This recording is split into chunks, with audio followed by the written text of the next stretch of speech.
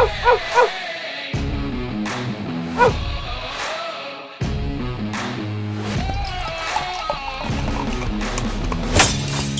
to another edition of the Dogger Pass podcast. This for UFC 276. I'm Paul Shaughnessy, joined on the line by Cody Saftic. I've also got my right-hand man, Hasbullah, obviously in my right corner, right side. My right, camera left. But details.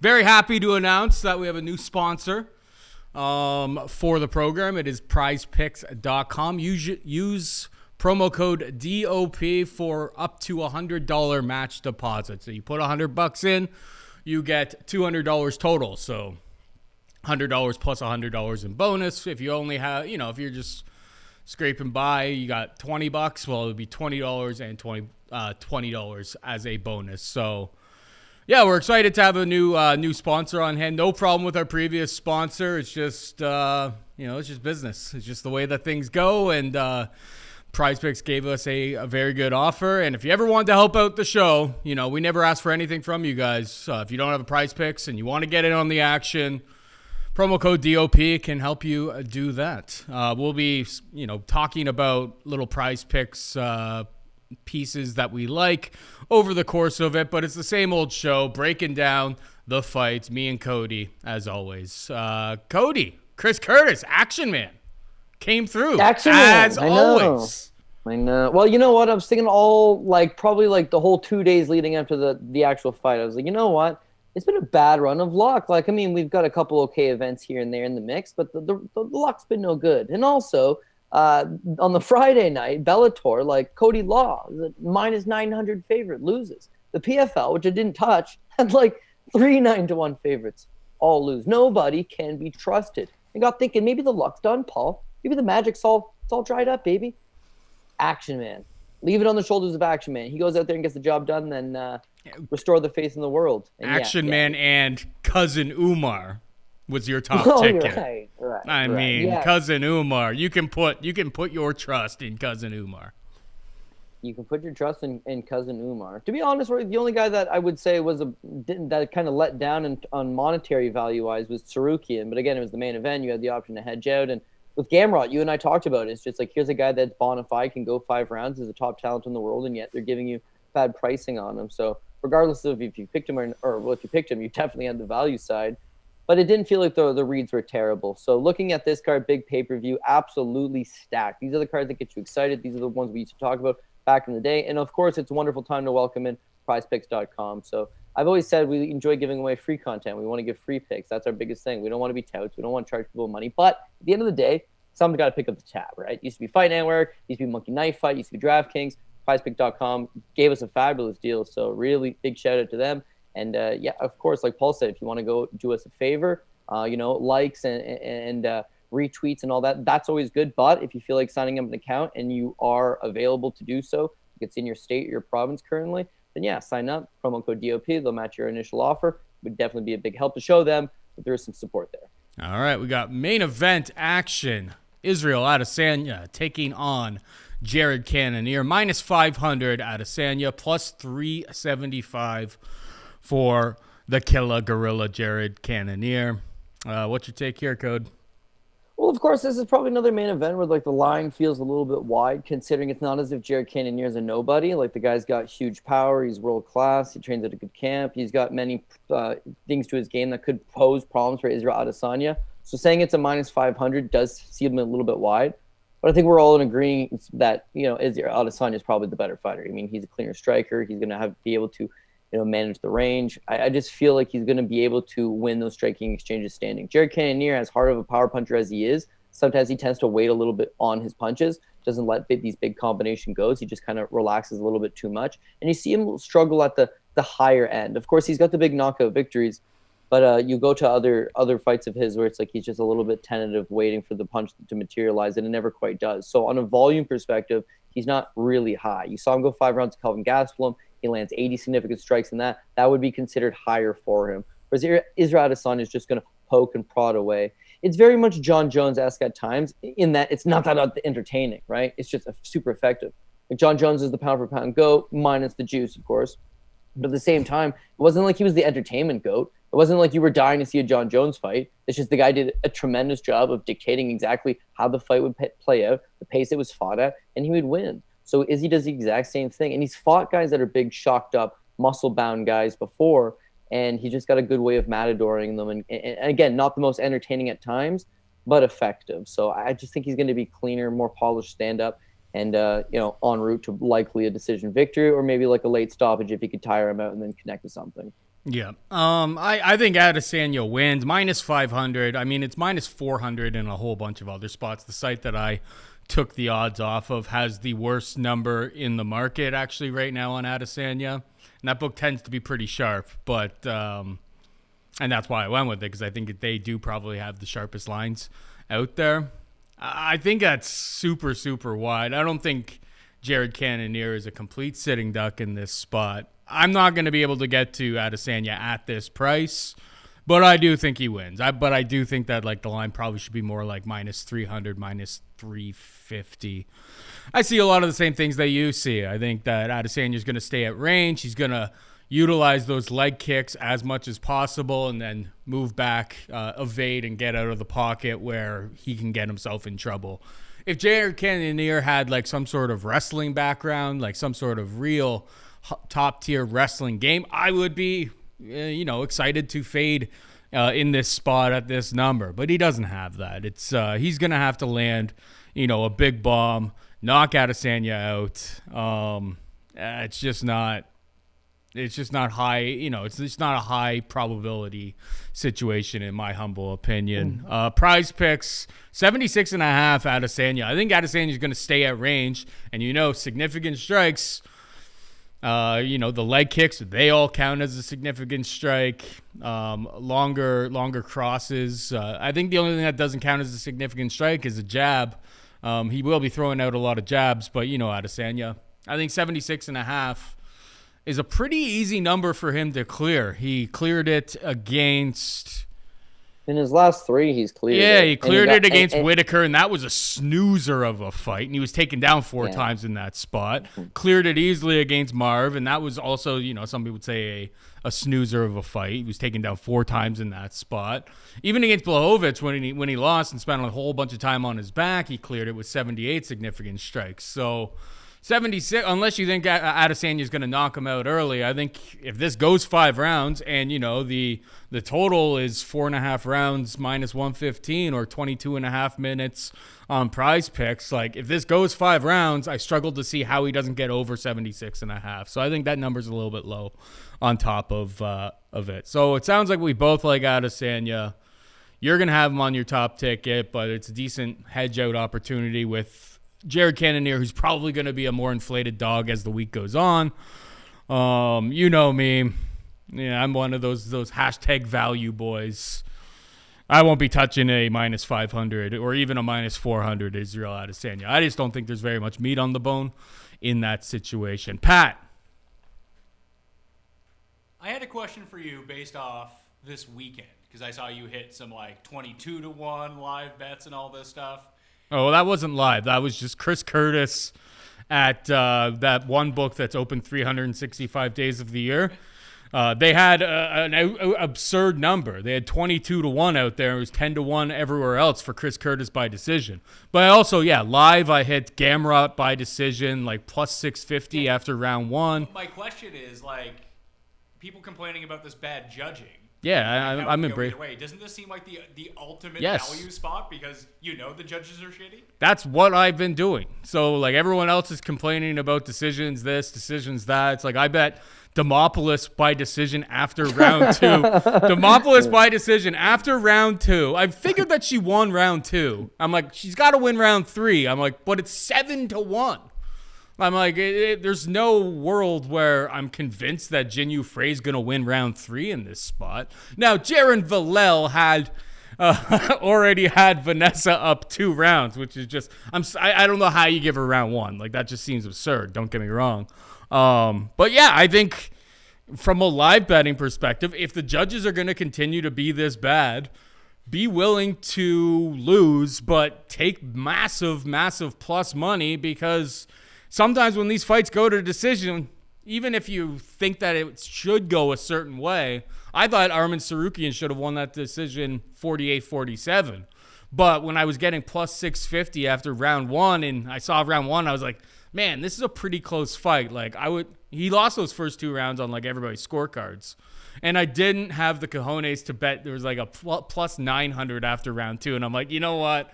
I don't want to get more invested in this because I already had him down 2 rounds. He ended up winning the next 3 rounds on all of the judges' scorecards, which is kind of crazy. But yeah, I'd say embrace it from a betting perspective. The judging's never going to get better. So take like your 5-1, 6-1 by decision props if it's a fight that you think is probably going to go to decision and one person is completely jacked and the fight is close in nature as it is. I mean, just play the game. Rather than complain about it, profit off of it. That's kind of my new strategy in the live betting markets. Adapt because the bad scorecards aren't going away. So you might as well, make yourself feel a little bit better by embracing the carnage. It is what it is. This next fight, that's actually a really good tee-in. It's the trilogy of Alexander Volkanovski versus Max Holloway. Both these guys have fought 2 times before. Both fights incredibly razor close. Alexander Volkanovski is a minus 205 favorite. Max blessed Holloway, who a lot of people had winning the second fight between the two of them. Actually, a lot of people had him winning the first one between them as well. Is plus 175. What's your take here, Cody? Okay, well, you talk about bad judging, and that's what it comes down to for this one as well. If you want to look at it just strictly on a monetary standpoint, on like a plus minus, they fought twice before. Both times were razor close. People are crying robbery both times. This one's likely going another 5 rounds. Mm-hmm. It's likely going to be close and competitive, and it's going to come down to who 2 of the 3 judges sitting cage side are. So in that regard, the plus money on Max Holloway seems laughable. The first time around, I don't see the argument. I think Alexander Volkanovski outworked him. He showed that he was the better fighter on that night. When they rematched, I'm heavy on Alexander Volkanovski. I think he's got Max's number. And for the record, I talk about in the preview leading up to that second fight out, Max is a little bit washed. He had some tough weight cuts down to 45, and he's taken some damage. And remember, he was going to fight Khabib at 155 pounds. He had to pull out like fight week due to health-related issues. Maybe his days come, but man, we squeaked that rematch out we did with Alexander Volkanovski. The first 2 rounds are Max Holloway all day. Then either Max lets off the gas for some reason or Alexander Volkanovski makes the proper adjustments. But he comes back to wins 3, 4, and 5. And that's what won that rematch against Max Holloway. Coming into this one, I see much of the same. Max Holloway's just got volume for days. I mean, you look at his 2 subsequent fights since the Volkanovski rematch. You got the Calvin Kattar fight where he lands like an absurd over 400 significant strikes, and even the his last fight out against El Pantera where he lands 230. Right, the guy's clearly got volume. This is going to be no difference. He's going to come at him and he's going to be able to put combinations together and string long rangy strikes. He can fight in the pocket. He can put pressure on you. He's going to be in your face all night long. But that being said, there's got to be a little bit more than just volume, and I think it's substance, and I think Volkanovski's got that substance. When I consider what would Alexander Volkanovski do in a fight with Yair Rodriguez, I think he would wreck him. But you see how Yair Rodriguez can be in a fight with Max Holloway and have it be a fight of the night, have it be a fight of the year, be it a tit-for-tat situation. Because even though you're hitting him, he leaves himself super wide open to the counters. Defensively, he does not exactly, shell up and defend himself.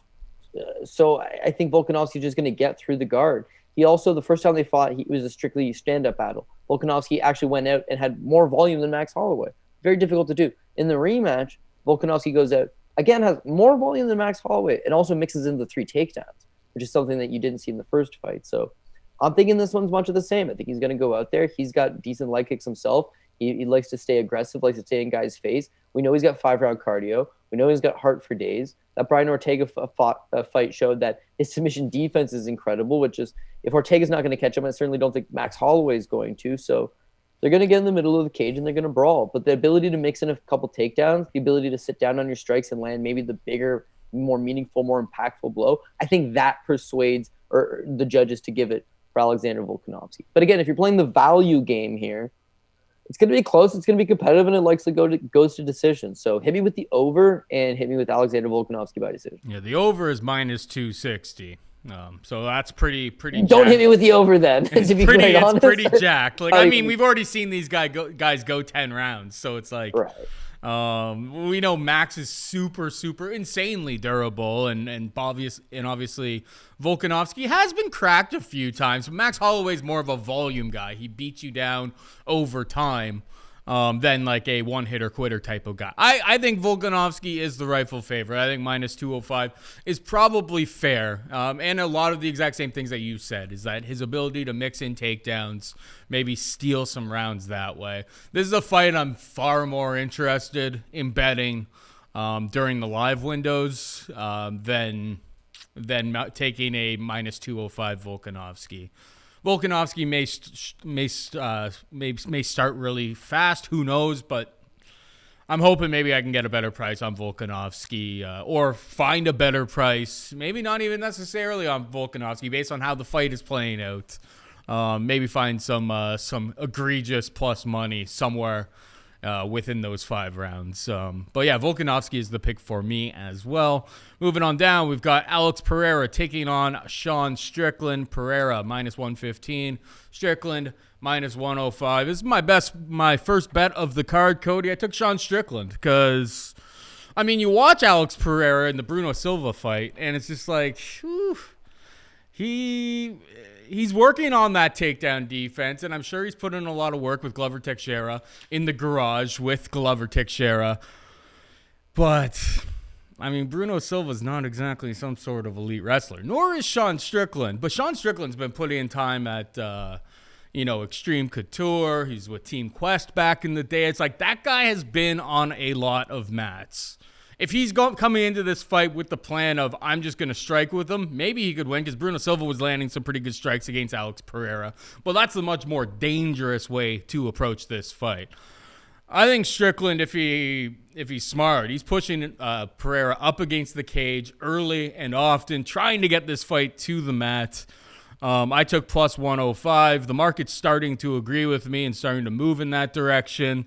I also think Strickland's sub, which can be had for 12-1 out on the market right now, is a pretty good look as well. I know he hasn't submitted anybody since Bubba McDaniel back in his UFC debut, but there's levels, man. And Sean Strickland's a real fighter. Like, he's a real, a 5-round guy who is going to pose some problems for him. Unless Alex Pereira, of course.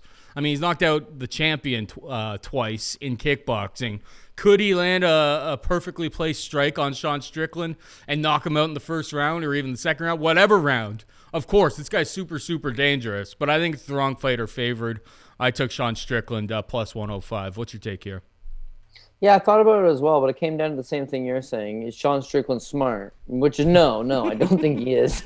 Like, if you check out anything from this guy, he doesn't really seem to be the brightest bulb in the shed. But that being said, yeah, he's a fighter, 100%. He's going to bring 5 rounds. He's going to stay aggressive. He's going to stay in his face. He's going to do his thing. But he just got these momentarily lapses in his last number of fights that I just can't get behind. Like, it feels like either he's getting bored while he's out there or he's just going through the motions. But namely the last fight with Jack Hermanson, even the fight before with Uriah Hall, he's winning, sure. So he just becomes content staying on the outside and jabbing and staying long and landing more strikes. But that's it. It's just like a glorified sparring session at times. So I don't know what it is, but he can use that to skate by those guys. You see the split decision over Jack Hermanson. One, it shows you that one judge doesn't like that style of just staying to the outside and not really doing anything. I feel like Alexander Pereira, as far as his striking goes, he's going to be a lot more crisp. Everything he throws has got a lot more power.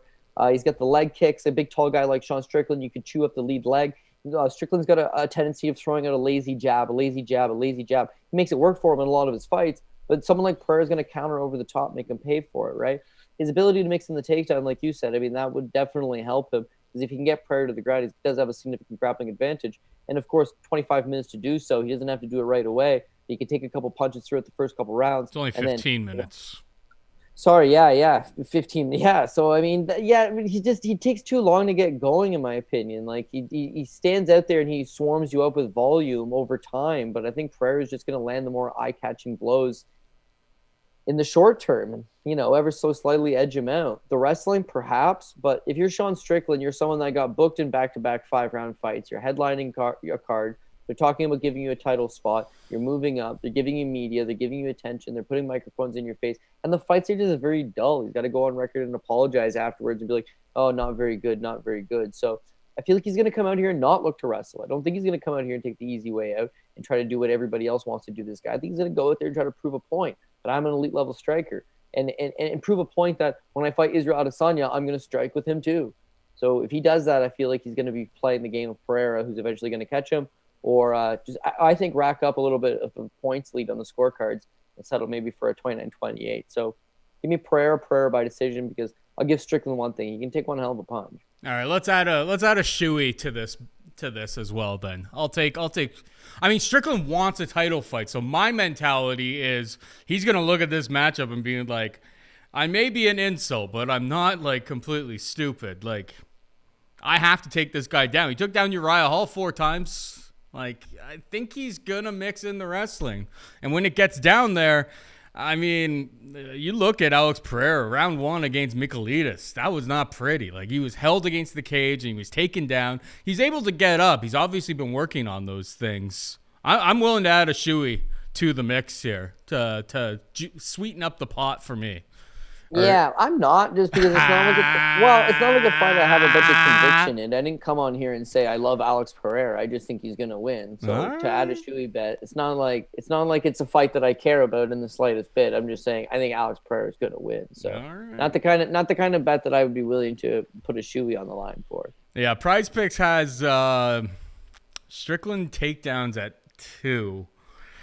That's dicey because obviously it doesn't cash out on 2. You've got to get over 2, so you need at least 3 for that to be a winning side. What if he takes him down 3 times and is just able to hold him down for the entirety of the round? It sounds like you would probably like significant strikes Alex Pereira if you think Alex Pereira is going to win by decision. But those are the offerings on Prize Picks. Don't love. I don't think that either one of them is an absolute lock, to be perfectly honest. Pat. I think Strickland's gonna sub this guy. Like, I think he's gonna take him down and he's gonna submit him. And Cody being a little bit scared to take my shoey bet. I think that's in the back of his mind as well. Well, I mean, Sean Strickland has scored over, like you're saying, the over 2 takedowns. He's done so once in the last 7 fights, right? Yeah, he's fighting real guys. He scored 4 takedowns over Uriah Hall, someone who wasn't exactly notorious for his wrestling abilities. And outside of that, yeah, he's never scored more than 1 takedown. And you're right, he's fighting. He took down Court McGee 3 times. Right. Okay, who's a welterweight, and Zaleski dos Santos, who's Igor a welterweight. Araujo 3 times. Nordine Taleb, who's a welterweight. He beat Jack Marshman, who's probably one of the biggest bums on the roster. Beat Brendan Allen. There's probably a lot of talk coming from a guy who won't take my shoey bet. I'm just saying. Yeah.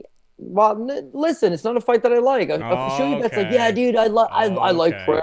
I like Pereira. Okay, you know what? Paul, sounds good. The very next fight that we disagree with, you automatically have to take a shoey bet. Doesn't matter what fight. Wait a second. Why do I have to take a shoey? The very next one we disagree with, doesn't matter what it is. It's an automatic shoey bet.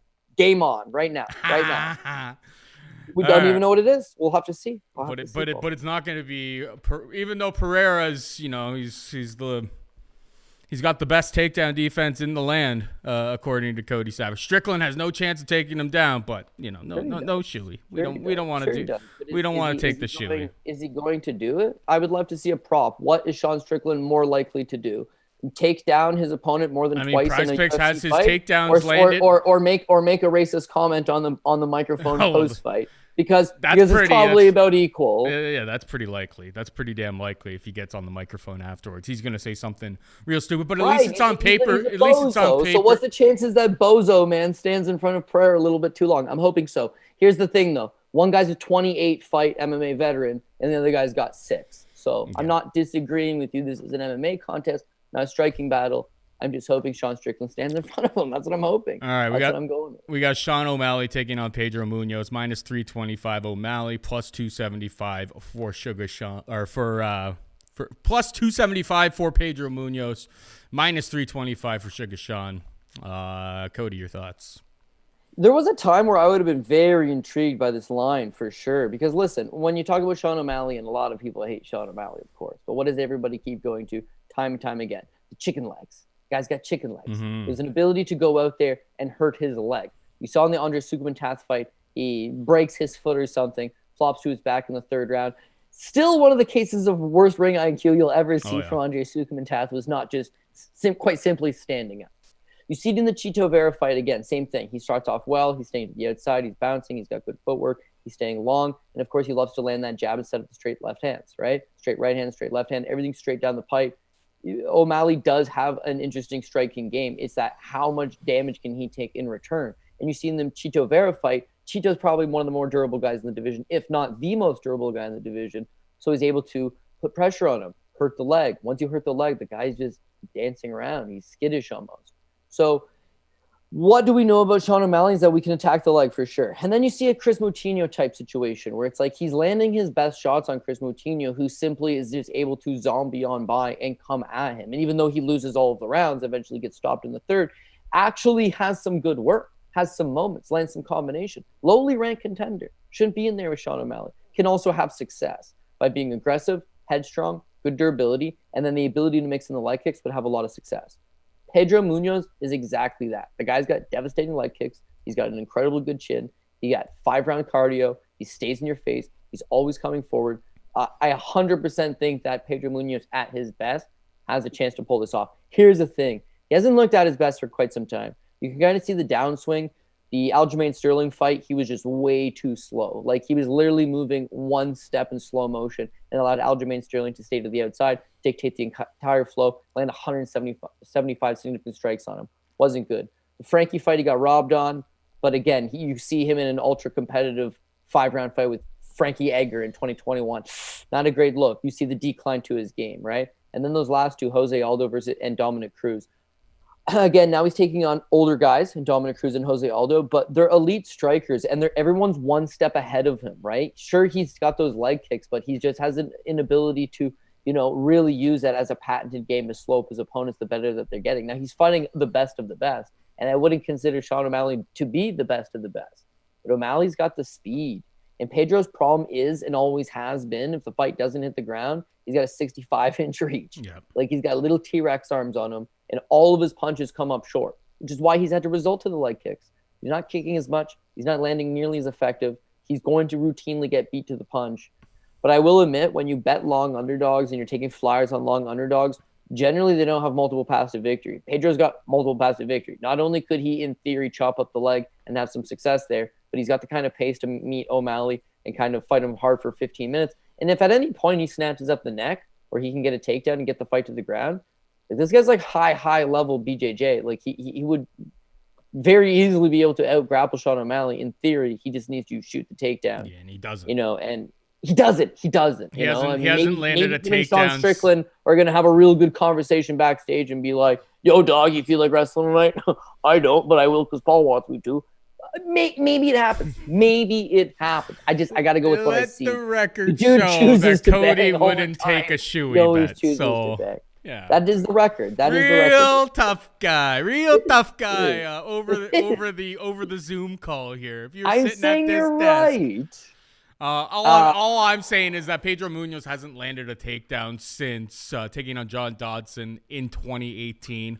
His only other fight where he actually had, and then before that he had 3 against Damian Stasiak in 2017. You're right. It's like he just doesn't land takedowns. Now he has been taking on some of the best fighters in the division and a lot of good wrestlers in their own right, or at least defensively stout when it comes to the wrestling department. He would be very wise to take this fight to the mat. Sugar Sean, that 7-inch reach advantage is going to be huge for him. He has shown that he's able to throw absurd amount of volume. I think he's the rightful favorite. And if Munhoz just had a shred of wrestling, I'd be all over this plus 275. But I'm not going to get there. That's really all I've got to say about this fight. Moving on down, we got Robbie Lawler taking on Bryan Barberena, minus 120. Robbie Lawler, plus 100 for Bam Bam Barberena. What's your take?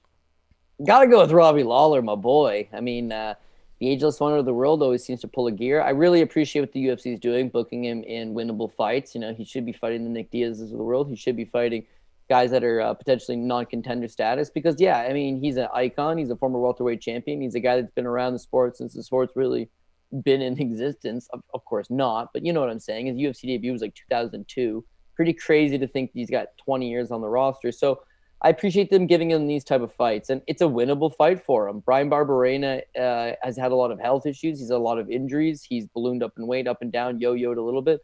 And we've seen him at the higher echelon. He just can't quite cut it against the best guys. There was a time where he's ultra competitive against the likes of Vicente Luque. But of course, those days seem to have kind of passed him by. And as a result, you don't know the version of him that's going to show up. Over the last three, sorry, man, look, as of the last four, he got taken down 5 times by Anthony Ivy. It was a fight he looked terrible in. We chalked it up to ring rust and injuries and all that. The Jason Witt fight, he lost a fight to Jason Witt.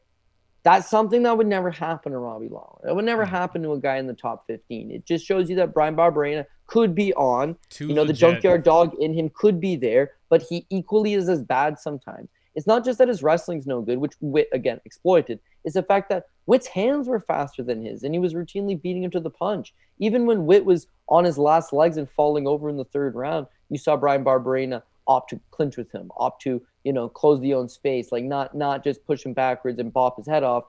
He just makes bad decisions in there. And then, of course, the last two, Darian Weeks and Matt Brown.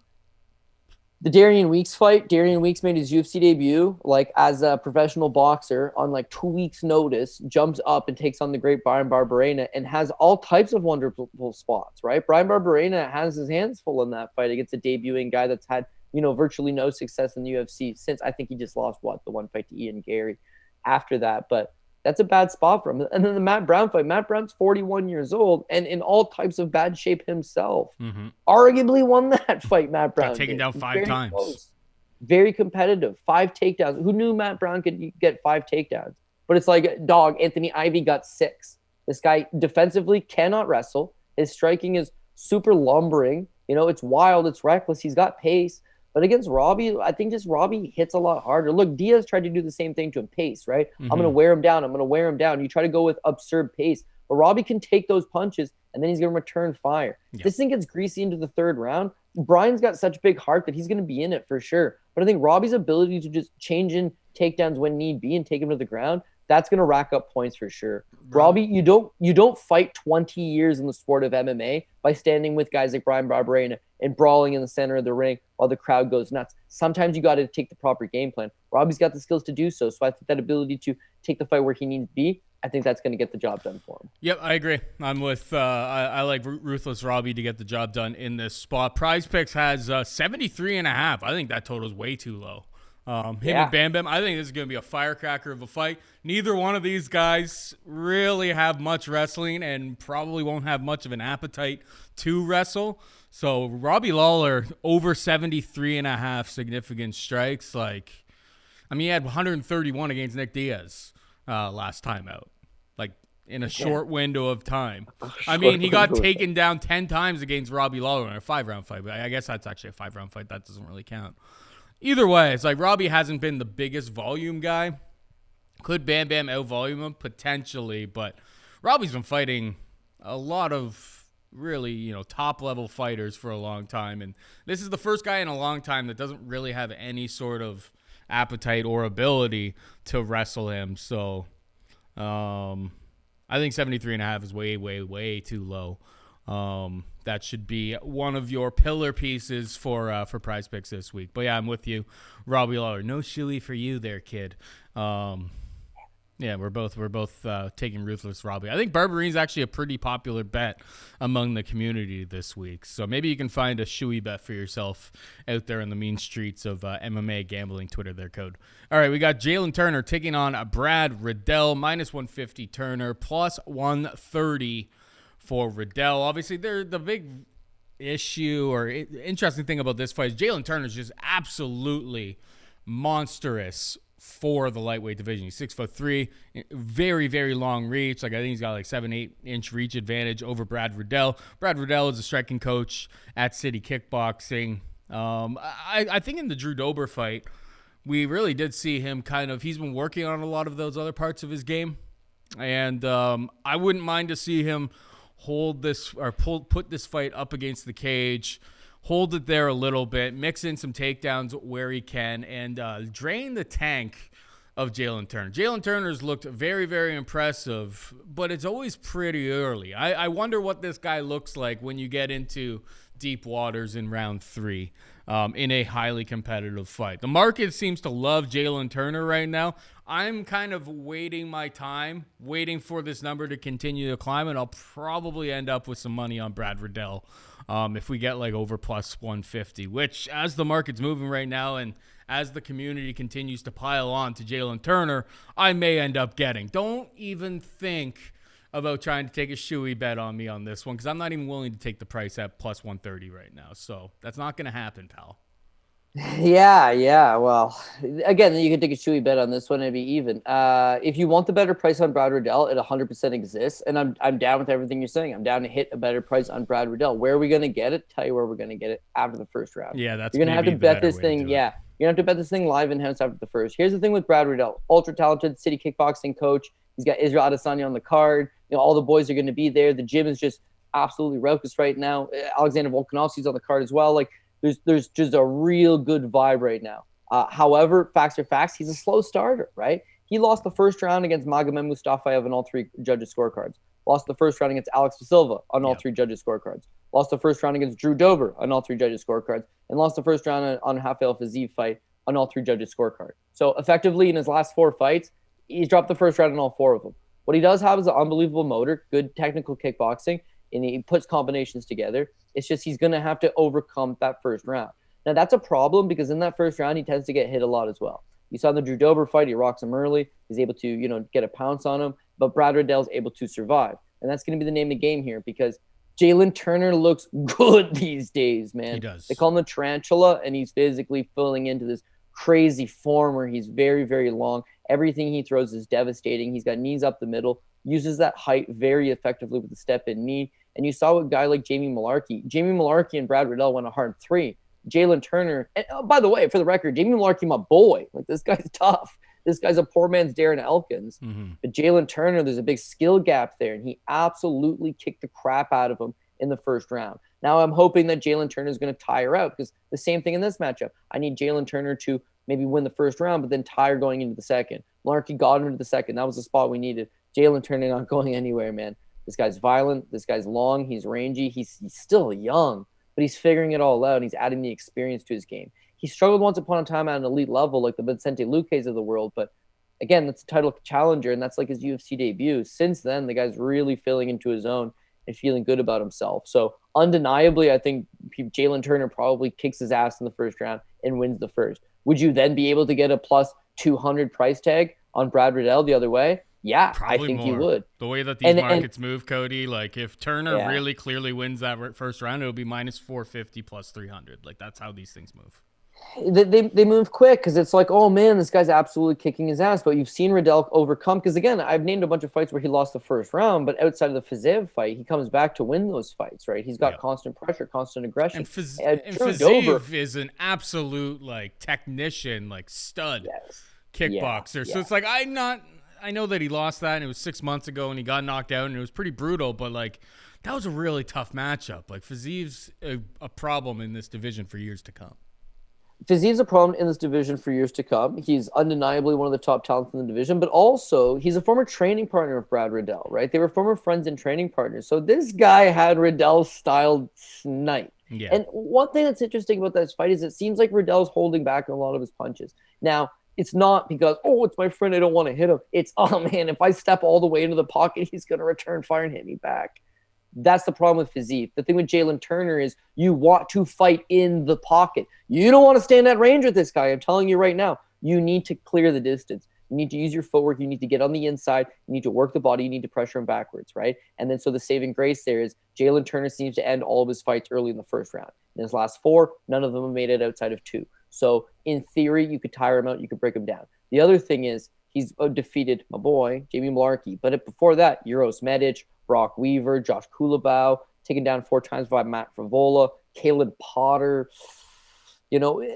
one can make an argument that this is the best striker he's ever been in there with his Brad Riddell, right? So Brad needs to survive that first round. We hit a better price tag on him, and then he needs to turn it into second gear, put the combinations together, move this guy backwards, and then seal the deal. Last but not least, Brad Riddell knows how to wrestle, and against a tall guy like this, I think you could see him use a little more cage control, press him up against the cage, peel him to the ground once or twice, just to get those judges popping. And then last but not least, it seems like whenever Izzy's on a card, all of his boys on the card get the rubs, like it's like, oh, it's an Izzy card. Oh, there's like this dirty vibe in the arena. So if it's a close fight and Brad Riddell goes out there and fights his absolute heart out and overcomes a bad first round to do so, he probably ends up on the close side of a split decision. So I'm going to go with Riddell by decision. But you're going to get a much better price hitting it after the first round. That's the best thing I can offer. But if Brad Riddell comes out there, pushes him up against the cage, holds him up there, gets a takedown, holds position, well, then you're not. But that's probably his best way to win is like if he can do that and, sap some of the energy, sap some of the power out of Jalin Turner early in this fight, then it's all Brad Riddell. It'll be like an avalanche, of win. I don't know. That was a really weird thing for me to say. Let's move on to the next fight. We've got Ian Garry taking on Gabe Green, minus 185 Ian Garry, plus 160 for Gabe Green. I felt so smart fading Gabe Green last time out. Everybody else in the whole industry was on Gabe Green. And I was like, you know what? Johan Linus. This guy's gonna take me to the promised land. And I felt pretty smart in round one.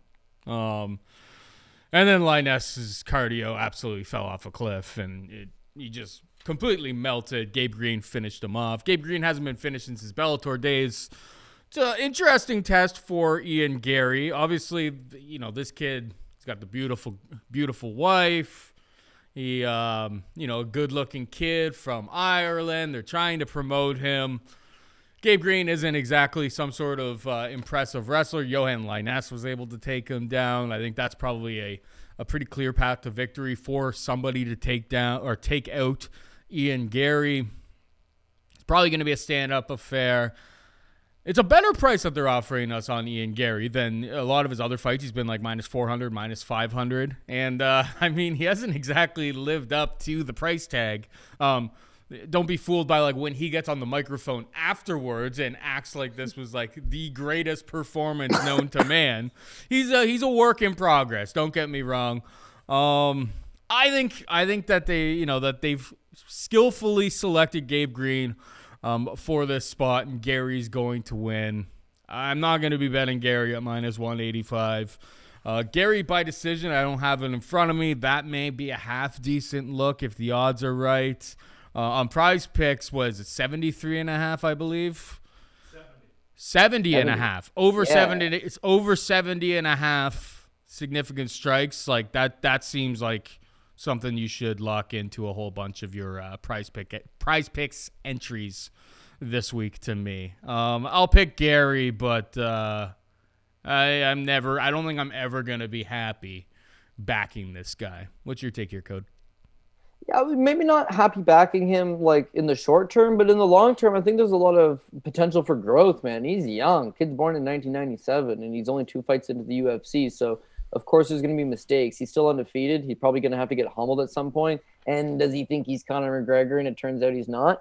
Yeah, probably a lot of that as well. But similar to Conor, the guy does his best work when he's just when you come right at him on straight lines, right? He's got that bounciness to him. He's got good footwork. He likes to stay long, and he needs you to try to engage him to come forward so that he can get his counters off.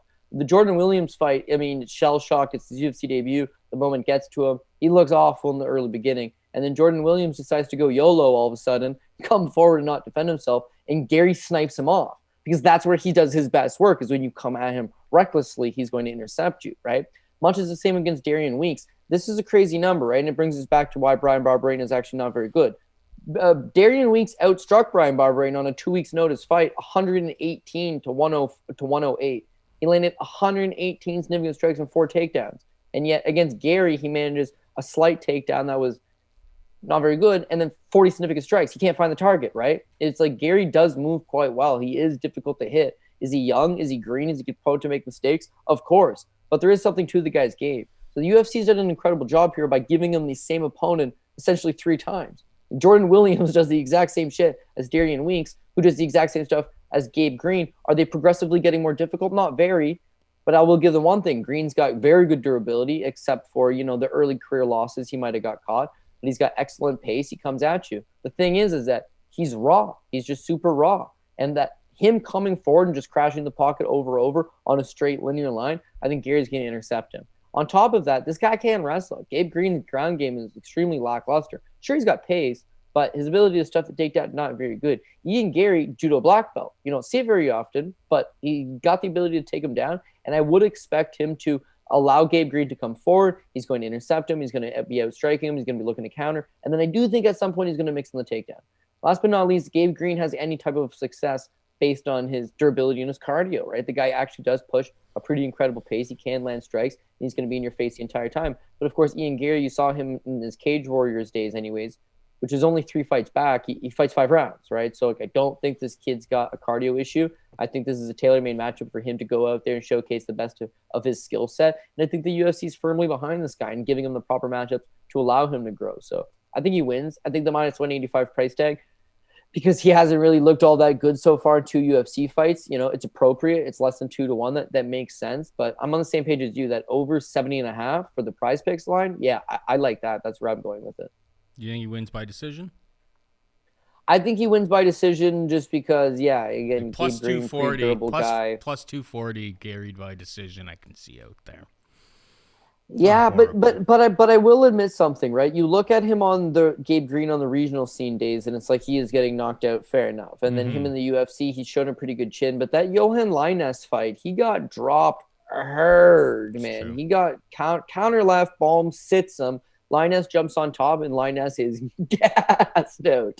So in another world, you can see this Ian Garry kid hitting him with that flush shot, but just not giving him that ability to recover. That being said, he got dropped hard by Johan Linus, who's a guy that's shown through his career. He's got heavy hands, and he recovered really fast. So, I think this guy's chin's pretty good. I bet you, when he was getting stopped back in the day, it was like he gets stung, the referee jumps in to stop. Yeah, that's exactly it, right? Now he's got his wits about him. His ground game's not terrible. He's just going to fall to his back. But I think in falling to his back, Gary's going to establish top control, and he'll be able to, at least get some top control time out of it, which is good for the judges, but also rain down a little bit of damage, right? Rain down a little bit of punishment, right? And then all of that, again, good for the crowd, good for the scores, on route to a decision victory. Pat, it looked like you had something to say. Yeah, I was going to say I saw the plus 240 on that place that's open 365 days a year. Yeah, I mean, if I was going to place a bet, I think that would be the bet right there. And that's why we like the over 70.5, because I think Gary's going to land over 70 or over 71 significant strikes if this goes 15, which is what I think is going to happen. So, all right, we got Jim Miller taking on Donald Cowboy Cerrone at welterweight. Jim Miller minus 185. Donald Cerrone can be had for plus 160. Your thoughts, Code? Yeah, well, okay. Well, I talked all that smack about Donald Cerrone the last time about how he's probably partying and he's drinking all you can drink Budweisers on set, hanging in Thailand, hanging with the chicas. I don't think it's going to go good for him against Joe Lozon. He comes down, right? He gets on the scale and he looked like Skeletor. He looked, oh my God, it looked like he was in a microwave. Like he just, when you mean to cook something in that right range, but you overcooked it by 30 seconds, and it's just like the life's been sucked out of it. Have you ever put a frozen bagel? Have you ever put a frozen bagel into the microwave? Yeah, and right. It gets all shriveled up. Like that's what Donald Cerrone looked like. Yeah, it was a really bad look, needless to say. So the next day when the fight got canceled, all I had read was the fight was off at first, and I was like, of course. Who's right? Cody's right. This guy's dead. I said he was partying. He showed up in shit shape, and then Joe Lozon's knee seized up. Like, it was weird. What a world we live in. A weird injury too, like something that apparently he was able to walk the next day after somebody on TikTok or something told him they're oh, do this exercise, and all of a sudden his ability to move his leg just showed up again. Very, very strange. Yeah, injury. like the whole situation was indeed very strange, and so I don't know what to make out of it. But my opinions of Cerrone and the lifestyle he was living and the situation he had set himself up in, it didn't change anything. And then they rebook a fight right after. If it was down at 55, his body would give out surely. Yeah. But instead they've said, hey, why don't you do it at 170? It's against a familiar opponent in Jim Miller, someone that you've beaten already. He's also a 55er. Generally fights at 55. He's willing to take the fight at 170. That's all catering to Cerrone, and so maybe that gives him a better chance. But I just think Jim Miller gets the pounce on him. Like, that's Jim's biggest weapon over the last number of years since he got Lyme disease. Maybe is he's worked a lot on his boxing, and the guy's just a hot finisher. He likes to get out there quick, and round or two, get the job done. He's got good submissions. He's got good knockouts. Again, it's been his technical boxing has been the big difference. When you look at Jim Miller back in like 2006, guy makes his UFC debut. He's a wrestler, right? He transitions that wrestling to being an excellent grappler. You submitted Charles Oliveira with a knee bar, right? From there, his wrestling became obsolete. Now his grappling wasn't that upper echelon anymore. So he spent a lot of time working on his boxing, and in almost all of his fights, you see him land good combinations, heavy punches. It's that it hasn't necessarily resulted in the big knockout victory, right? And then my boy Paul Shaughnessy's got this thing about spam betting Jim Miller, right? He just spam bets Jim Miller. Wow. He's almost always plus money. He's always got, and problem. Paul's got an ability to get him inside the distance because Jim doesn't typically win decisions. So Paul understands that Jim's a live dog because he's going to come at you early. He's going to come at you often. He's got seasoned grappling abilities on the ground, and he's got some decent power in his hands. All that has proven to be true. And to be honest, over his last two fights, Nicholas Mota and Eric Gonzalez, striking looks career best. He's hurting these guys. And of course, he's got an ability to finish once the fight does hit the mat. With Cerrone, his biggest issue over the course of his career is that when guys don't just shake his hand in the middle of the ring and have that friendly sparring session with him, he does tend to kind of overcome, fall under pressure. He falls to pressure a lot of the time. The thought process between picking Joe Lozon was Joe's a fast starter. Joe's going to try to get the jump on him. Of course, he hadn't done his TikTok stretches, so his knee was unable to do so. In Miller's case, Miller's already lost to this guy once, and he got beat up that last time. Head kick finish, that step and knee up the middle was killing him all day and night. But he's a much different fighter now, and I think if Donald Cerrone stays stationary, right, head up in the air, and tries to put that step in knee, I think he's just going to club him with the overhand right. He's got the ability to use his wrestling, maybe take him to the ground. He's got good grappling. But I think his hands and his punching combinations are what's really going to seal the deal for him and catch Cerrone off guard. So this is another fight that's like very much a 50-50. Like if you came back with a let's do a shoey bet on it, I would, simply because it is a Donald Cerrone fight, Jim Miller, the old dogs, but not something I would otherwise accept any type of like serious bet in because it's a couple old dogs, 50-50. I don't know who's coming in good shape. What I can say is the last couple times we've seen Cerrone, not very good. The Alex Morono fight, probably the worst version of Cerrone you've ever seen, and it's going to be a steady decline since then. Whereas like Jim Miller's legitimately won a couple fights. The last one against Mota especially, like half what impressive. He was plus, plus 150 in that spot. Like it was plus. Yeah, like, you hit it. So of course I hit it, but like that's when I like betting Jim Miller, not when he's like. The market has him like minus 185 is one of the better numbers on the market right now. Like he's minus 200 in a lot of spots. Does he win? Like you kept saying the word 50-50 and it's just like, well, if it's 50-50, then why is the price saying that he wins like 66% of the time? Like that's how this seasoned up.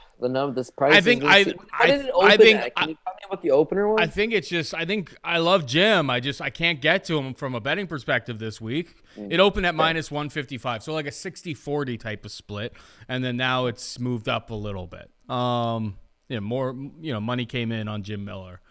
And I get it. Like I was trying to fade Cerrone against Joe Lozon last time. I want to fade him against Jim Miller, but like not a 2-1. I don't know if I'm going to get to Cerrone. The only thing that, because you know me, I'm an absolute straight up degenerate. The only thing that kind of warms the cockles of my heart is like a Cerrone round 3, which is plus 1,600 out there. That kind of makes me a little excited, but we'll see. At Paul Shag on Twitter. I'll obviously add all of my plays. There is no way I am attaching a shoey to Donald Cowboy Cerrone, though. Yeah. So, I mean, Jim Miller is a fast starter. if we get out of that first round, though, I think Donald Cerrone could take over. And the fact that it's at 170, like, Jim's not exactly a big lightweight as it is. Like, he's not really all sucked out or sucked in when he goes down to 155 pounds. Cerrone is, and Cerrone spent quite a long time at 170 pounds. So it's a big advantage for Donald Cowboy Cerrone to be fighting at welterweight, particularly based on how he looked. Oh, come on. No way. That's what it sounds like. I'm not putting You're saying he's basically a 205er that walks around at 170. I'm not putting a shoey on Donald Cerrone. I was all. You actually picked Cerrone the first time against Lozon. I was Lozon round 1. I was gonna play, and then I was like Lozon round 1, and I played him regular because we got the little birdie that told us about his fun adventures in Southeast Asia.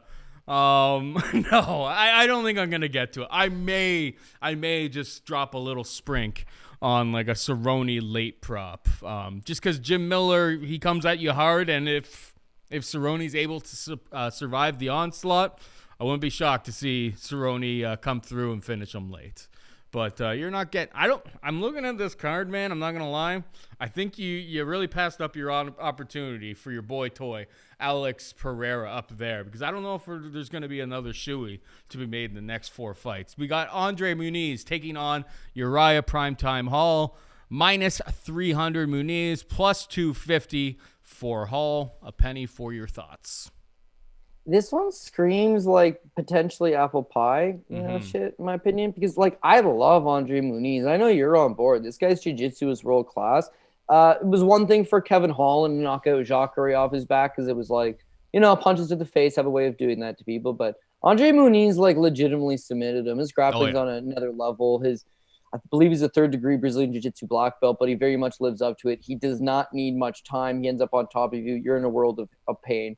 Everything on his record's been showing that. His last time out, Eric Anders, Jacare before that, Bartosz Fabinski, Antonio Arroyo. Well, maybe not the Arroyo fight, I guess, but his last 3, again, the second that the fight hits the ground, he's gonna take you out. Here's a couple issues with his game, though. Number one, he doesn't have any striking. So if there was a time that he wasn't able to get a fight to the ground, he would probably severely pay for it. He's not attempted to win any of these fights standing. In fact, at no point has he shown a modicum of stand-up. In his fight with Antonio Arroyo, of course, he landed 22 significant strikes over the course of 15, and that's with 3 takedowns in the mix. So not much on ground and pound, not much on his stand-up game, but his ability to get the ground and submit you, that's great. The other thing is that his wrestling's not really all that good, right? So Bartosz is going to take you down, so that's easy money. You can just submit him once he takes you down. Jacare Souza, of course, he's in his 40s, and he's able to get him down. Eric Anders is a big, thick guy. I can't say he's a great defensive wrestler, but it showed some promise that he was able to get him down. But at some point or another, if he does not get to the fight to the ground, he's going to pay. Now, Uriah Hall is not traditionally known for his takedown defense. He really isn't. However, it is an aspect of his game that he has worked diligently on. Of course, he is full-time with Extreme Couture in Las Vegas. He spent some time with some world-class training partners. And you've seen some fights of his where he stuffs the odd takedown or two. Now, if he was to stuff a couple takedowns, hell, if he was even just to survive off of his back for a round, even if he got taken down in the first, he's the kind of guy that, see, what we call the term in the biz is the puncher's chance. But primetime Uriah Hall has got this ability to turn puncher's chance into like the whatever the hell he's got to do chance. Like it's a flying knee, it's a spinning hook kick. It's like you give him one moment of an opportunity and he just shatters right through. Is he getting a little bit older? Is he losing some of that dynamic ability that made him such a potent finisher? Potentially. But the guy's always just been lightning personified. Now, this is a card that you look at it and it does seem like a lot of the favorites are rightful so favorites. A couple of them, we don't like the price, Paul. We really don't. We don't like Izzy -500. We don't like Jim Miller -185. We don't agree with some of these price tags, but you do kind of see why it's the rightful favorite. This is one where it's like, man, Andre Muniz has got a lot of good stuff going for him. He's a 3-1 favorite. I don't necessarily agree with that, but how does he lose this fight? Well, how he loses this fight is he's not a very good wrestler and he certainly can't strike. So like if he doesn't get on top and he doesn't get that early first round finish, he's probably going to end up being a liability. I don't know if I got the straight up cojones to go out and bet Uriah Hall straight up, but it feels to me like this is an underdog at his price. Certainly, it definitely does have a chance. And I think if I do take Andre Muniz, I'm going to take him lower down on the list of guys because again, I think even though he's ultra talented, being super one dimensional, not good. You saw Chris Curtis expose a guy because it's like if he couldn't get the fight to one area, it just wasn't going to work out for him, right? Muniz is very much the same, only this is the kicker on it, right? Whereas last time out with Action Man, it's like he's got a durable opponent on his hand, right? You can put a beating on him, he still takes it. Andre Muniz has 4 pro losses, right? Asmat Mirzakhanov knocked him out in 50 seconds, right? Julio Cesar Santos knocked him out minute 5 into the second. Douglas Moura knocked him out. Julio Cesar Santos the first time knocked him out. He's been knocked out all 4 of his pro losses. He's not very durable, okay? But he does have ability to submit guys quick. If he doesn't get that early takedown or he doesn't get that early submission, he's going to get clipped with something and he's going to get put away. So that's what I got my eyes on for the potential apple pie shitter. And again, I don't know. We're probably going to disagree on this one. So like, whatever shoey bet, but like I got a big underdog here. It's like, yeah. I don't know if it's super smart. It's probably not like the greatest bet to take. I just mean, how big underdogs are going to hit on every card. We're trying to isolate which ones have the potential of hitting. This is the one I'm looking at. I'm not heartless, Cody. Like, I'm not going to put you in that situation. I mean, here's the fact of the matter. If you're going to bet Andre Muniz, he's what? Like minus anywhere in the range of minus 275 to minus 333 or among a whole bunch of different sports books on the money line. It's minus 110 by submission. That's the play. Like you play him by submission. Maybe he clips Uriah Hall. Like that would be pretty random, to be perfectly honest. Like his striking isn't that great. He's going to be pressing forward, looking for the submission. So don't be silly. Don't be loading up on this money line if you're going to go the Muniz side. Muniz by sub. This is like a super quote unquote square play, but. I mean, I had Jacare to beat this guy, and I was like, what's he gonna do? What's he gonna do to Jacare? Jacare's got some of the best BJJ in the game. I was like, all right, this guy's not to be messed with. If he gets Uriah Hall to the ground one time, I think that's all it really takes. So I'm actually probably gonna add Muniz by submission to my card right now. But I will say one thing. I will say one thing. Do a shoey or something? Is that what you're about to say? No, obviously don't. How about this? I'll take Muniz by sub. I won't take the minus 300. I'll take the minus 110. Well, yeah. So if he wins any other way, you still win, and we still do this. What I was just gonna throw in there though is that what I'm not feeling terrible about is Uriah Hall's had 18 UFC fights, right? Never been submitted. He's never been submitted in his UFC career. He's and when he fought Antonio Carlos Jr., he gave up 3 takedowns. Antonio Carlos Jr. is on his back. He's got him backpacked. He spent like 6 minutes with this dude on his back, okay? And then he still drops him. He still scored the knockdown. He still got the win. Antonio Carlos Jr. now is a giant 205er who seems to by far be the best guy in the PFL tournament. Yeah, that's not saying much. Like Hall's submission defense is low key, not that bad. And if he can survive against Muniz, he's gonna clip him. So I think I'm thinking about adding him in live after the first round. I'm kidding. Honestly, Uriah Hall hasn't taken on too many guys with like with really good, BJJ. Chris Weidman does. Unfortunately, he knocked out Chris Weidman in 17 seconds. Well, he didn't even knock him out. His leg. Weidman's leg broke. Weidman's leg shattered. Yeah. So, you can say that he's never been submitted, and it is a fact. But I mean, you go through his record; he hasn't taken on anybody even remotely close to this level of BJJ. Well, I mean, if he stuffs the takedown, then you lose. I'm just saying. Muniz minus 300, like that's like the dumbest play on earth. It's like he's either going to sub. He's sub or bust as far as I'm concerned in this spot. Yeah, well, yeah. And, it's not pretty, but like Ron Stallings is a black belt. Rafael Natal is a black belt. Gegard Mousasi is a black belt. But last but not least is that Sean Strickland. I mean, you were saying earlier in the show, this guy's He's 12. It's 12-1. Second to none. It was 12-1, Cody. On maybe. No, I'm just kidding. I'm just giving you a hard time. No, yeah. That's I one underdog's got to come through. I've seen Uriah do it before. I got a feeling he's still got one little bit of magic left in the tank. Maybe the next one is the underdog to come through. Got Maycee Barber minus 275 favorite taking on Jessica Evil Eye, who can be had for plus 235. Why don't you take it away so I can make this wager here?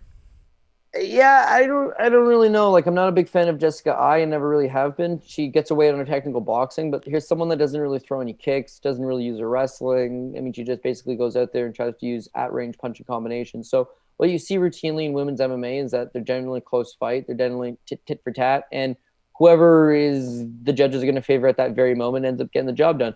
Pat Mayo has this just absolute incredible ability to just spam bet these women's underdogs. And again, Vanessa Demopoulos being the latest case last week, it's like maybe they win, maybe they don't. It does not matter. Fact is, they're always close fights. There's a lot of subjectiveness to it, and the underdog generally gets the job done. So with Jessica Ai, that's been like the story of her career. She's in a lot of close fights where she throws up some decent volume, but at the same time, it's subjective to who's actually watching it. Over the last three, she's been slowly bad weight cuts for the most part, but also just she's falling behind the volume, right? Mm-hmm. Her versus Cynthia Calvillo, she's outstruck 113-70. Her versus Joanne Wood, 148-77. And then her last time out against Jennifer Maia, it was an interesting fight. I thought she did win it, but what it was the case of was there was a head clash that opened Jennifer Maia up, and like the blood, it would look bad, right? It looked bad enough that you would be persuaded to think that Jessica Ai probably won a couple of those rounds where they were very close competitive. But in all of her fights, she throws up decent volume. Is that you got to come up with something Herculean. You got to go and land 110, 120, 130 out volume her for real. Against Maycee Barber is not going to stand in the pocket and trade for an extended period of time. She's going to have to try to bulldoze her over and use that strength, use that physicality, use that aggression. You do see glimpses of some progression to her game. Of course, she's very young. She's developing in there, but like her taking down Alexa Grasso, the Miranda Maverick fight, specifically the third round, because I mean, it's probably not a very good decision, truth be told, but you've seen the third round, she's coming on strong. The Grasso fight, the third round, she's coming on strong. That last time out against Montana De La Rosa, her combinations looked a lot better. She herself looked a lot more composed. If this is a continuation of that, I think she'll have some success with her striking, and she could be able to go out there and take down Jessica Ai. The line's just way too wide out. If I hadn't learned my lesson from Pat telling me over the last don't do it 8 months, right? It's just like minus 375 in women's MMA is just really doesn't make sense. And then Paul, who's been telling me, man, Maycee's 8 years, friends don't let friends bet on people who lost to Roxanne Modafferi. So yes. I'm just going to take both of my old friends' advice and just like steer clear of this line, my friend. Yeah, I think it's dogger pass. And Jessica Ai hasn't looked good in a long time, but like if I can make the case for her, the volume for her in like pretty much all of her fights is way more than what you can expect from Maycee Barber. Maycee Barber is known to take rounds off. Maycee Barber, on top of it, you notice on the board that 1.5 takedowns is listed for her prize picks. It's just like Jessica Ai is a half decent wrestler. Maycee Barber is not exactly like, I mean, she was able to take down Grasso 3 times, but other than that, she pretty much always goes under this total of 1.5. So if I was going to add a piece from this fight, it would be that. I think it's dogger pass, but I'll watch weigh-ins this week, and we'll see if it's a here we go evil, here we go evil. Woo, woo. Remember that clip code? Yeah, hells yeah. I mean, I really undersold that. How you can only be so excited thinking about betting Jessica Ai. What's Jessica Ai by decision? Maybe Jessica Ai flips the script, use some takedowns, able to hold control. I mean, Roxanne Modafferi can do it. I mean, obviously, anything's possible. In fairness, Paul. Maycee Barber's leg was pretty much falling off in that fight. But my decision is plus 375. Yeah, I see a plus 400 out there actually as well, and it's growing. So. That would be the path. That's not too bad, to be perfectly honest, because Jessica Ai can't finish a sandwich. Dricus du Plessis takes on Brad Tavares. Dricus du Plessis is a minus 135 favorite. Brad Tavares can be half a plus 115. What's your take here, Code? Yeah, I think Brad Tavares is going to be having a lot of success in this fight until he eventually just gets absolutely melted by something. It seems like Brad's very serviceable striker. Everything he does well in there. But there's nothing overwhelming about his striking game. He doesn't have the big power. He doesn't have the big finishing ability. His combination punching isn't devastating. His speed's not overwhelming. His footwork is not super crisp. Mm-hmm. He doesn't set up traps. He's not leading you into the counters. He's not doing anything all that good. This is a guy you can tell has been in the gym going rounds with some of the best guys, and he has a style that's very prototypical, but has not given him the ability to jump past that top 5, top 10 of the division. And you look at his fights, right? Omari Akhmedov is not a striker. Antonio Carlos Jr. is not a striker. He can beat those guys. Against Edmund, he did get caught off guard early maybe, but head kick out of nowhere, snaps him up. Edmund went on a terrible run after that. He's very green still, but you see where high-level, fast, precise striking is going to give him fits. Of course, he did lose to Israel Adesanya before that. But then it goes back to he's fighting non-strikers. Christoph Jotko, Talis Latis, Elias Theodoru, Kaio Megalish. Oh, a real striker, Robert Whittaker. Robert Whittaker knocks him out in 44 seconds. So that's been the gap for him, is that his striking serviceable and serviceable enough to get into striking battles with lower-end guys and beat them. But whenever he steps up to the plate against one of these... Yeah, go ahead. Is he really all that technical though? Like he kind of just looks like he's just. I know he's listed on Tapology as K1 kickboxing as his foundation style, but like he seems like a runaway train. Like he seems pretty wild in there, but the guy's got power. Like he sent Trevin Giles to the absolute shadow realm. He knocked out Marcus Perez, who had pretty much, I believe, he had never been knocked out before that fight. Yeah, the guy's got some severe power. He's very dangerous. He's got massive power. And, of course, you and I back in the day, we used to laugh at those UFC Africa guys because, they had Juan Potts and Andrew Van Zyl. And low-level guys, right? They used to be like the laughing stock of it. Dricus, coming from that scene, it was like, oh, it's very low level. But the two things about it is he has an absolute just murderous power puncher. Like, he's got massive power. It's a nasty left hook.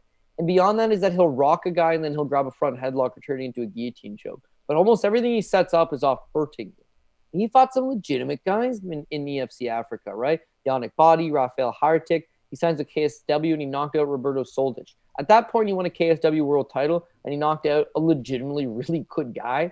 So the power is for real. It's not just like a fluke in the wind. So now that he's signed with the UFC, as you mentioned, he knocks out Marcus Perez, who had really solid durability. And then the same thing becomes true with Trevin Giles. The way he moves is super awkward, right? I don't know that you would teach anybody to do a lot of the stuff he does. I don't know whether to point out flaws in his game or say it's very unorthodox. And as a result, very hard to get a read of, right? So the thing with Brad Tavares is that he's very prototypical and does everything the way it's supposed to be done. But I think the timing is going to be hard to read on a guy like Dricus. And at some point, he's going to step into the pocket and he's going to get nailed with that left hand. And at that point is where I see where Brad Tavares is going to get in trouble. Brad Tavares has always had good cardio, right? He's had good durability. This is a guy that at his best went 25 minutes with Israel Adesanya. But I just got a feeling that he's going to get clipped at some point. Dricus is going to hurt him. If that isn't the case and this becomes a drawn-out striking battle, I could see Tavares having success with just, combinations and finishing off the leg kick and outpointing him ever so slightly.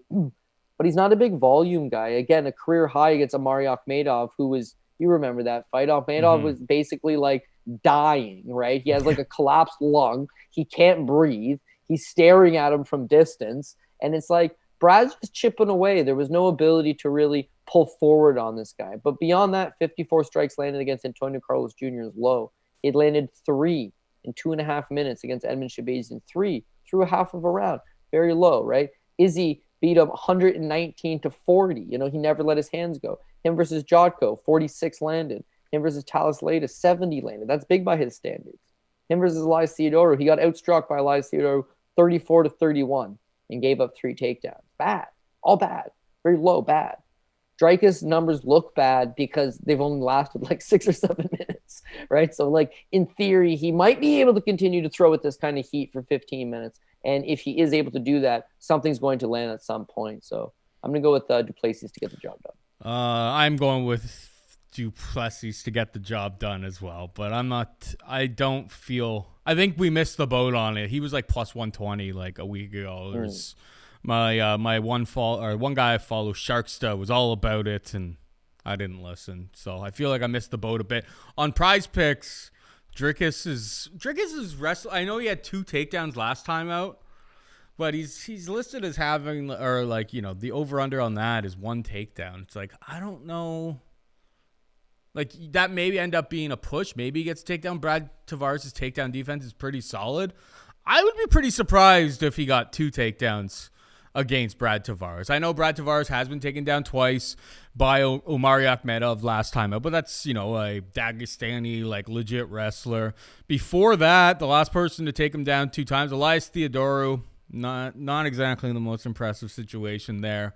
That was 3 times back in 2017. He's grown a lot. That is 5 years ago. He's grown a lot during that time. And then before that, it was Yoel Romero. Otherwise, it's mostly 1s and 0s here. So that I feel like that's a situation where very, very likely you're a good chance that it pushes. Maybe Dricus gets one early in the fight or something like that. But it's I'd be pretty surprised to see him take down Brad Tavares 2 times in this fight. I think this fight takes place on the feet, and it's kind of power versus, technique.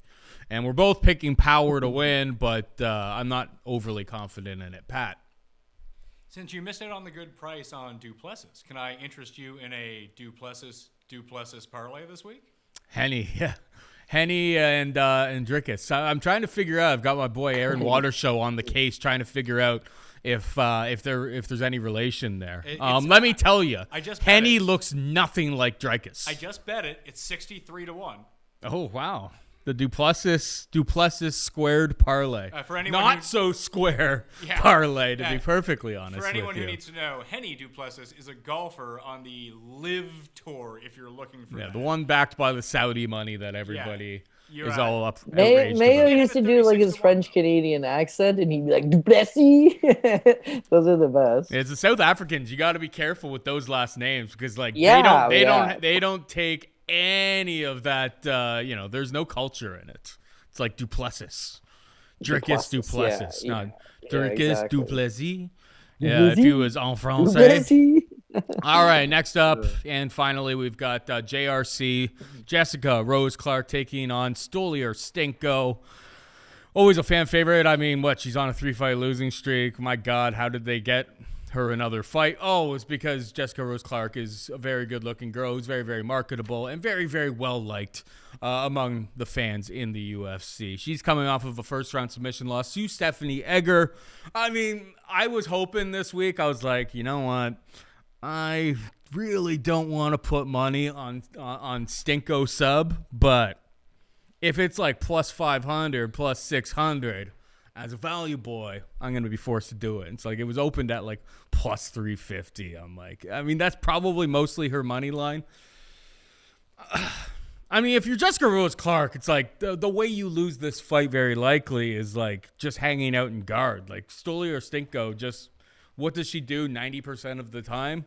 Most of her wins are all arm bars from guard. It's avoid that position. If you are going to take her down, make sure it's to move down and get into side control immediately. Don't just hang out in the guard. Women's MMA. And somebody coming off of a first-round submission loss. I mean, Egger is a judoka, really, really legit ground game. And once she was able to get her down there, she was able to, make her look pretty silly. I think Jessica Rose Clark kind of fights this fight on the feet.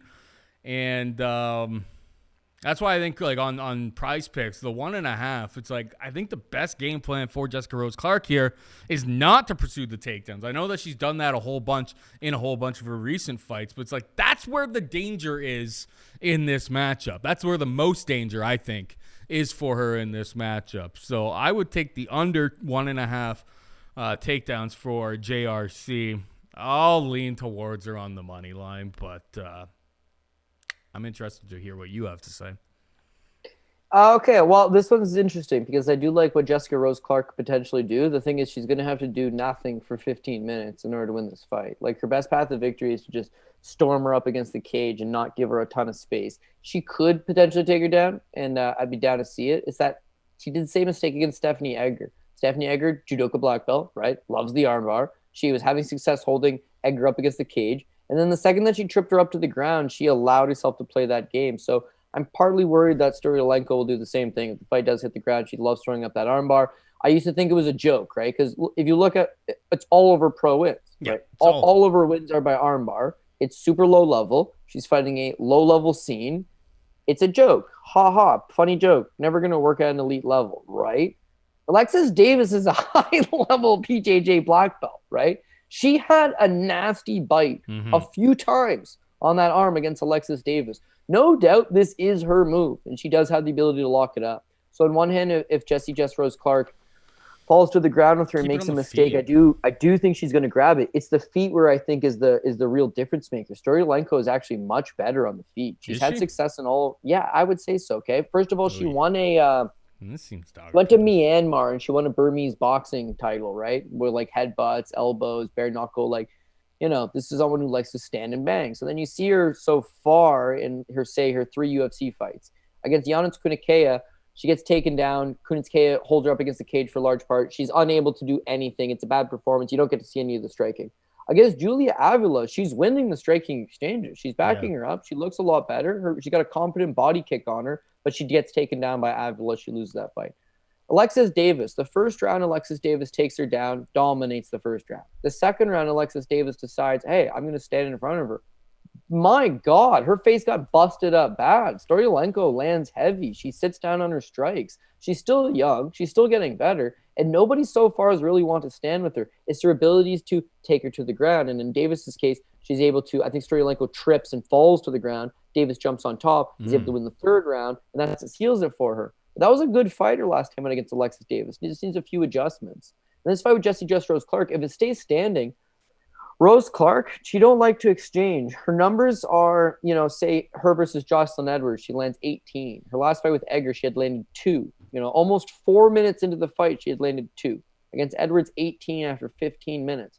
Against Sarah Alpar, it shows 76. But of course, you've seen that fight. It's her taking her down and smashing her with ground and pound up against the cage, okay? That's possible, sure. But in terms of at-range striking, Jessie Jess Rose Clark doesn't like to throw more than 2 punches at a time, and she has trouble closing up the distance for the most part. I think she'll get chewed up by Kunitskaya by Stoliarenko at distance. In terms of in the clinch, that's where Jessie Jess Rose Clark is going to shine. This girl's very physically fit, very strong. Of course, all the simps know what her Instagram's like. Yeah, she's in very good physical shape. She has her best success holding people up against the cage. She would have had a lot of success doing that against Egger, and Egger's big and strong in a judo black belt. It was when the fight did in that position. That's why she got thrown to the ground. Yeah, and I think Stoliarenko is either going to throw up the armbar or just try to chip her away standing, right? Land the bigger shots, land something. Now, of course, Rose Clark's a fan favorite, but I think this just goes right back to more of what Pat always preaches, where it's like this is likely going to be a close competitive fight. The line is probably not as close as it should be, and you can spam an underdog pick here. And it really is. Like, man, seeing Vanessa Demopoulos win the very first fight on the card last week. Okay, put it this way. Vanessa Demopoulos, what was the line? She was like a plus 185? Is that what it was? No, it was more, buddy. It was more. More. Okay, more. That's huge. That's huge, okay? The week before, you got Jasmine Jasudavicius loses as a minus 230, and Gloria DePaulo loses as a minus 260. And then last week, Jinyu Frey loses as a minus 260. And now this week, so far, if you're looking at the women's MMA bouts on this card, it's like, you know what? In all actuality, should somebody like Maycee Barber be that big of a favorite? Probably not. Should Jessie Jess Rose Clark be the favorite? Yeah, maybe. But I can see a dog or pass situation as well. So, yeah, you know what? I got to, at some point, grab the bull by the horns and take a couple plus money plays. So, I'm going to take Julia Stoliarenko. And I'm not even confident enough to be like, should we bet on this on the other side? Right. You know what? Stinko. We'll take Stinko as our official pick. But man, it's the first fight of the night. I don't want to start off the night in a bad. And her by sub just isn't. It doesn't get the juices flowing. I do see a 4-1 out there, but it's just. I was hoping for so much more. Well, and now that you've talked to me, it's just well, maybe she could just win a stand-up affair between the two of them, and this goes to decision. And then you know that 4-1 doesn't seem enough if she can actually win a decision. What is her by decision? Stinko decision. Man, these are. The markets are tightening up these days. And it's plus 333. It's nothing to get too excited about. Plus 160 is just a straight money line. I'm seeing that. That's not terrible. Yeah. No, I mean, that's what I'm saying is that if you're going to play Stinko, don't chase the props. There's not enough meat on the bone there. Just take the money line. Yeah. Last thing I really wanted to say is that PrizePicks also has, they also have some props for PFL. And Kayla Harrison, I mean, they don't have, a fight starts round 2 prop out there yet, but fight time under 4.5 minutes against Caitlin Young. I know that, sometimes Harrison takes a little bit of her time in some of these fights, but when I look at the betting markets right now, so Kayla Harrison, under 1.5 rounds is steam to minus 240. So I think you're getting a lot of value there. Kayla Harrison under 4.5 minutes. And the other one that I didn't bring up when we were talking about it, Jim Miller versus Donald Cowboy Cerrone. They've got the total set to 7.5 minutes. The over is minus 145 on the market right now. So there's an 8% edge that you have over the line that PrizePicks is set at this given time. Odds and lines are subject to change. See website for actual odds. If you or anybody has a problem, call 1-800-GAMBLER. Did I say that right there, Pat? Yeah, but you don't actually need to say that anymore. I know, but I still said it just because it was on the tip of my tongue. But yeah, those are the last couple things. The Cerrone Miller one was I forgot to mention it, but it's you actually have a mathematical edge over the market on the PrizePicks number right now, so might as well scoop that up.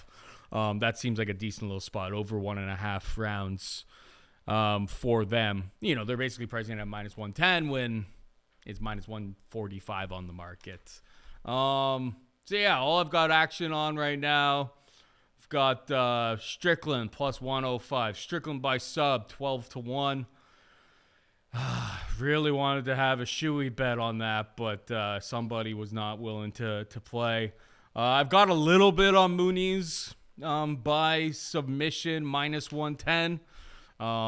But, I'm not in the promised land of Ontario like Cody Saftic, where there's all of the books you could possibly bet on earth. It's out here in the Maritimes. It's hard times. So it's for me to get the real action, what counts as a unit for me, I'm gonna have to hit a whole bunch of books. Right now, I've got a half unit on Muniz by sub at minus 110.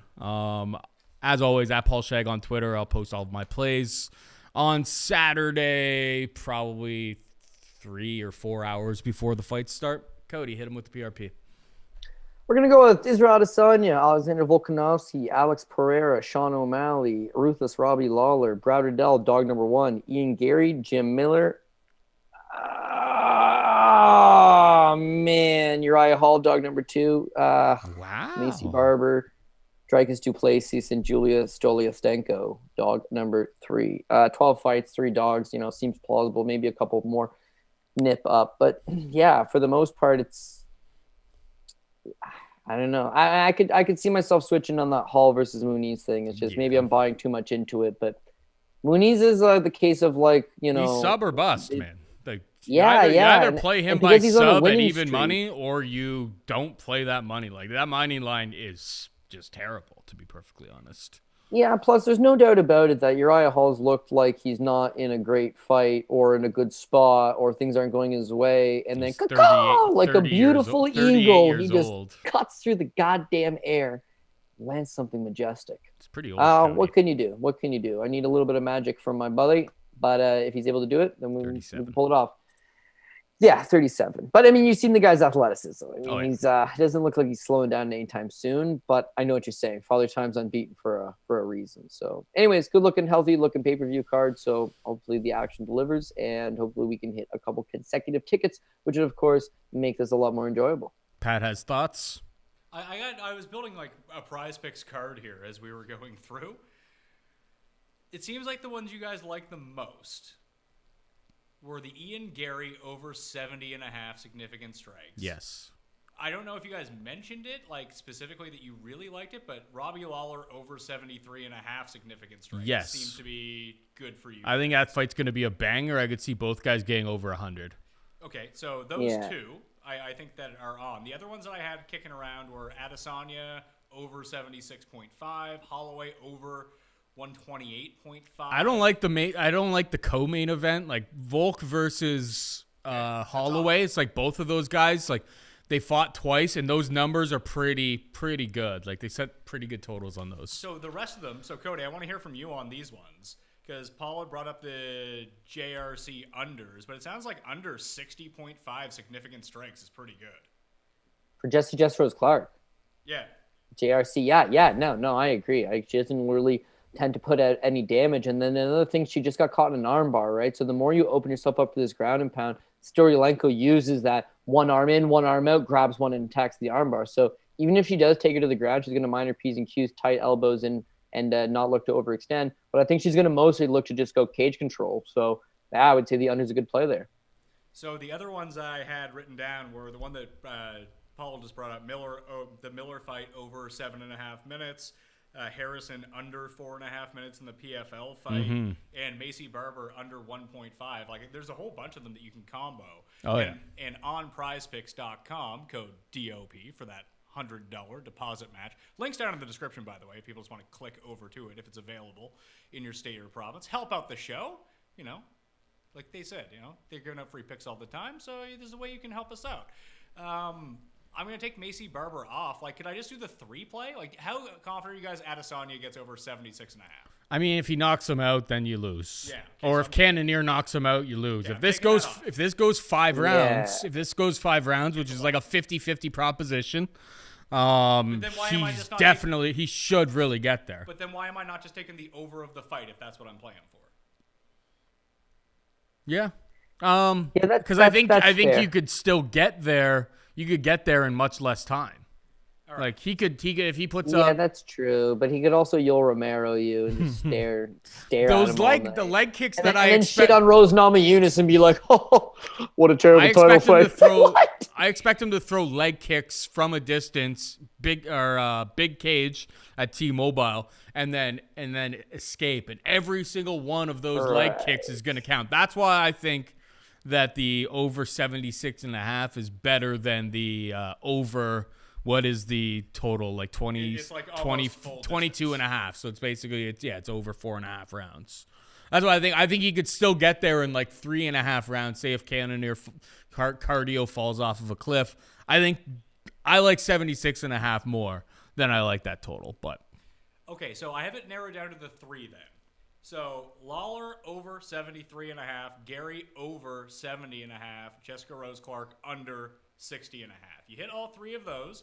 I mean, I'm just going to use I have a bunch of USFL money on Prize Picks because I absolutely just Pat Too Rich cleaned up on this site using the Run the Sims prop tool. It just kept winning week after week. So I put in my $100. So you deposit the 100, they give you like a free 100 to go along with it. So it's essentially like a free bet. You bet those 3, 100 turns into 500. Or you can play their flex play where if you hit 2 of the 3, you get 225 if 3 win, but you still get 125. You win $25 basically, and get your 100 back if 2 of the 3 win. So it's sort of like parlay insurance. I think on the 3, I'll just play the 5x and just go boom. I'm in $100 to win 500. Let's go. I like it. Prize Picks Pat. Two rich Prize Picks Pat. Not just a pretty face, not just a great director. I want to thank him for all of his sweet work behind the scenes, and obviously for, Cody Saftic for gracing us with his knowledge. For Pat and Cody, I'm Paul saying goodbye and good luck.